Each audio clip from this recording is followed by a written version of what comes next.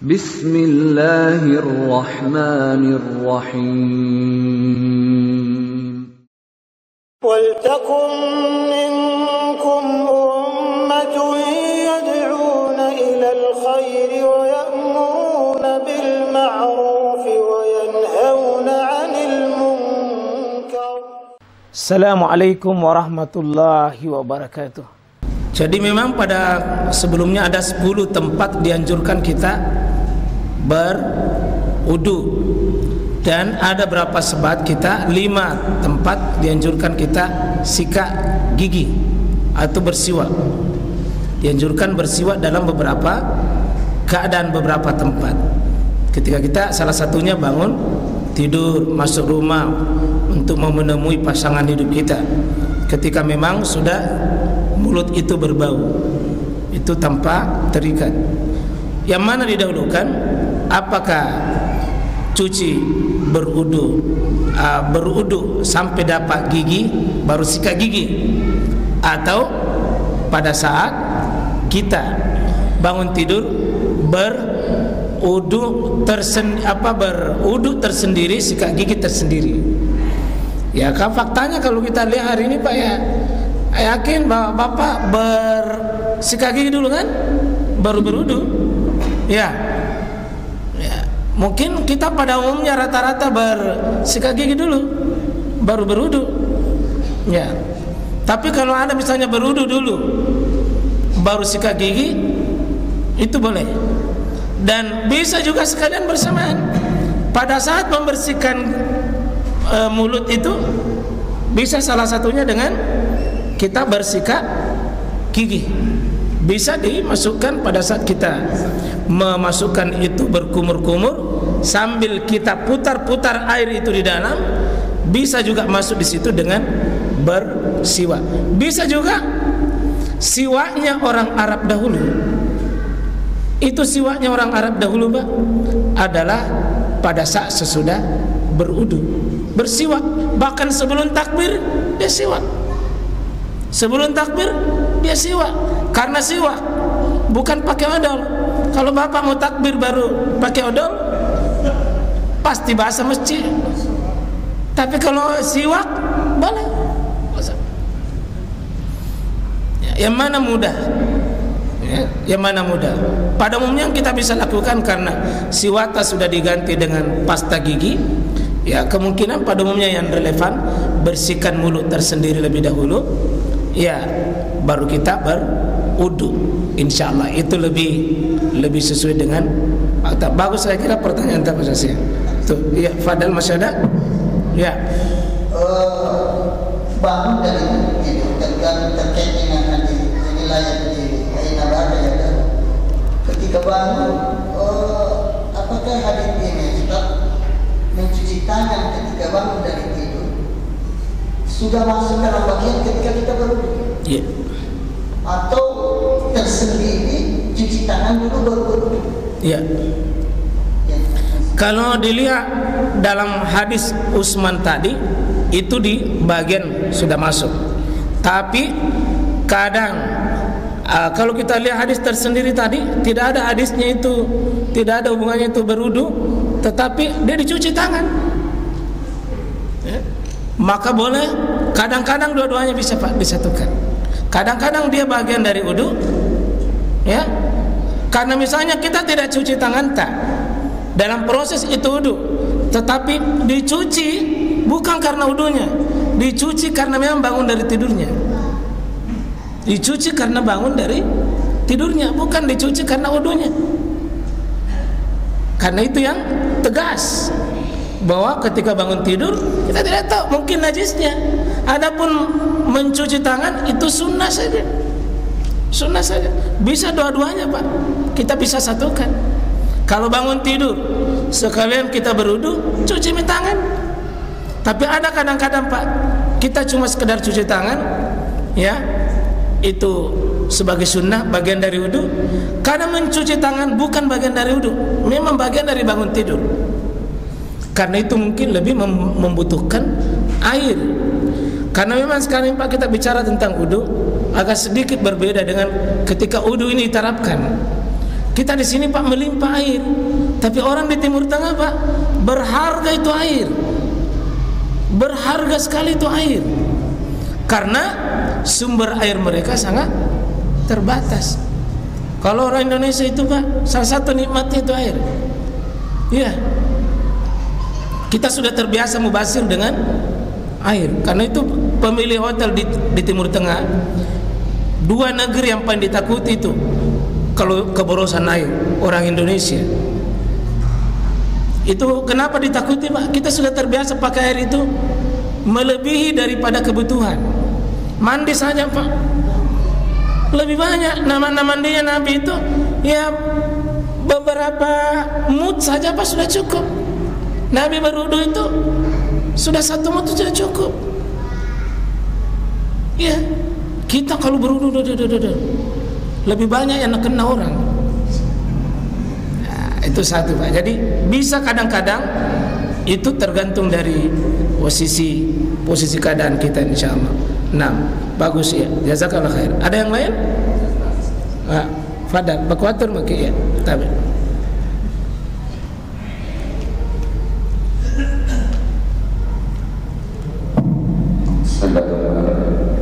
Salah satu ukuran katanya kalau kita wudu penggunaan air semakin sedikit semakin sunnah katanya. Ya. Itu ukurannya berapa? Ya. Itu yang pertama. Yang kedua, bagaimana kalau kita berwudu di kamar mandi?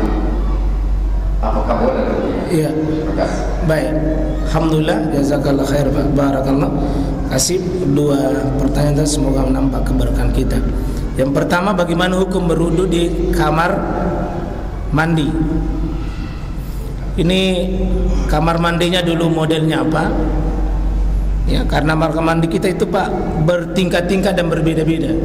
Ada kamar mandi, di situ kamar mandinya sekaligus klosetnya. Situ buang hajat, situ juga tempat wudunya. Dengan tidak ada jarak dan tidak ada tingkatan. Yang bagus kan kalau bisa ada jarak atau sekali ada tingkat. Salah satunya bisa dipakai. Yang bagus kalau misalnya tempat wudhu di sini memang kamar mandi, tetapi diatur sedemikian rupa jaraknya. Hukum yang seperti ini insya Allah boleh. Insya Allah boleh. Tapi kalau menyatu klosetnya dengan tempat wudhunya Pak, paling rendah hukumnya di sini dihukumi makruh. Ya. Hukumnya makruh. Karena ada berapa kekhawatiran yang bisa. Kalaupun bisa kita bersihkan sebersih-bersihnya, insya Allah itu yang lebih terjaga. Tapi memang wudhu dengan kloset sebaiknya memang terpisah. Itu yang paling afdal.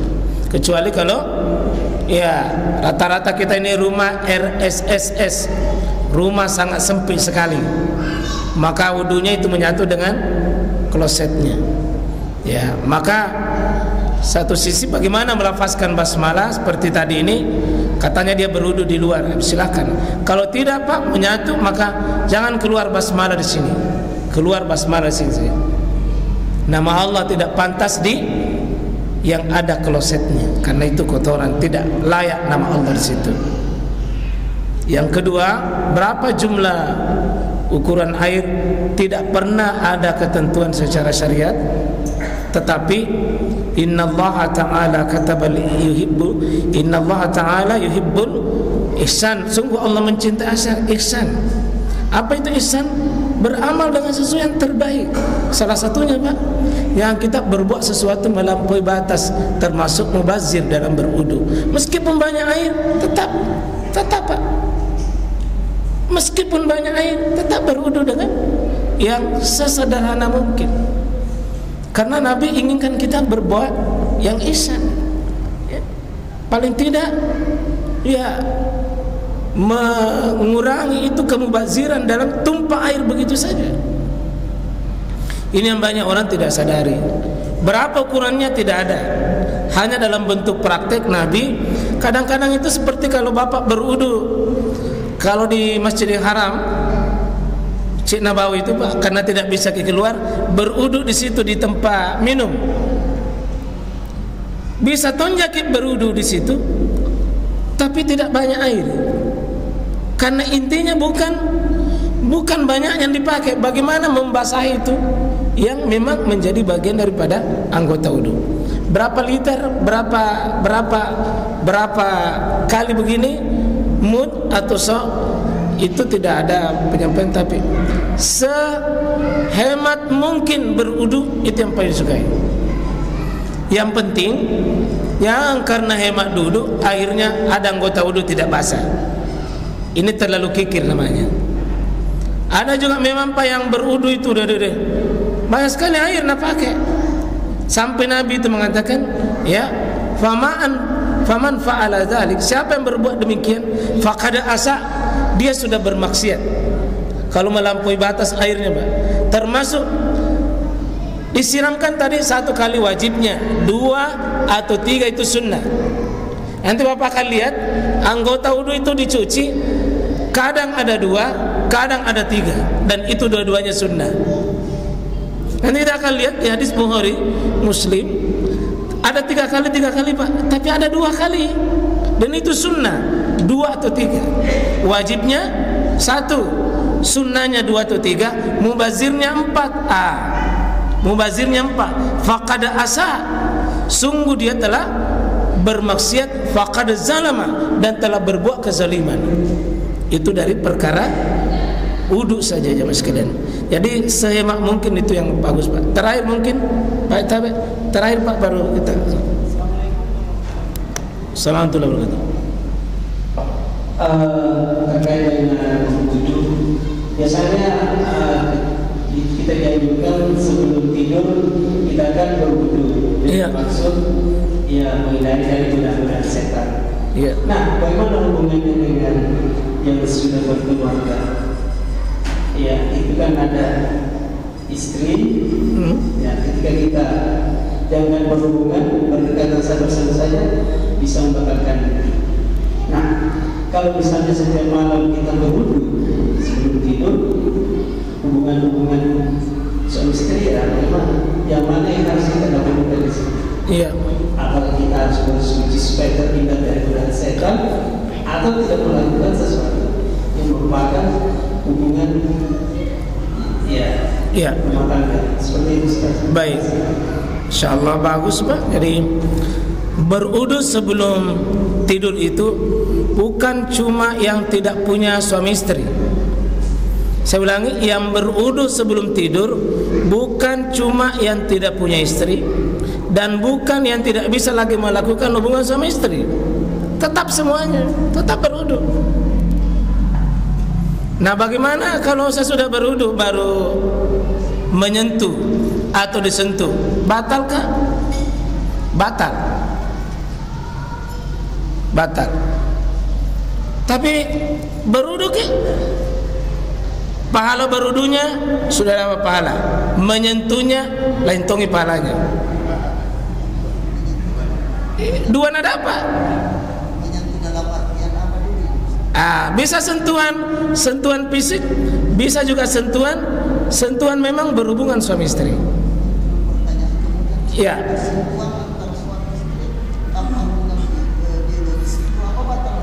Bukan sentuhannya, sentuhan kulitnya, sentuhan si beliau,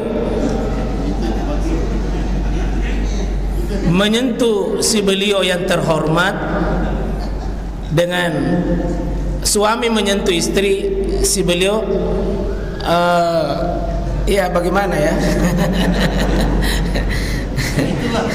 Itulah. Memang kalau fikihnya Pak, ada sebagian kan yang ada dalam hadisnya, man massa zakarahu falyatawadda. Siapa yang menyentuh zakarnya, hendaknya dia berwudu. Tidak ada itu memassa zakara.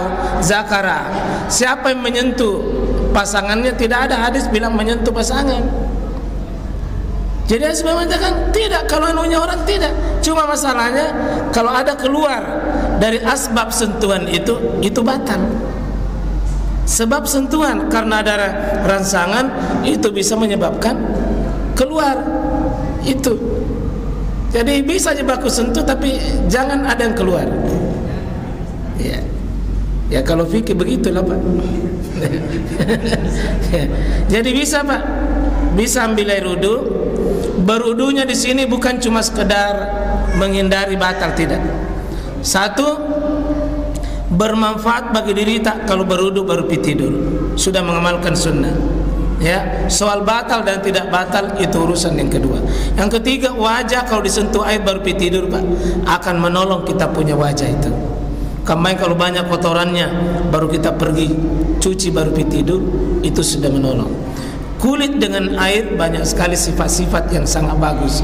Maka salah satu amalan orang-orang yang beriman Pak, itu membiasakan tidur baru pergi, berwudu baru pergi tidur.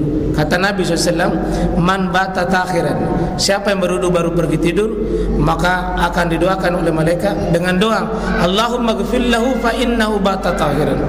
Ya Allah, ampuni dosa-dosanya orang ini karena dia tidur dalam keadaan ada wudunya. Ini hadis sahih riwayat Imam Ibnu Huzaimah dalam kitab sahihnya.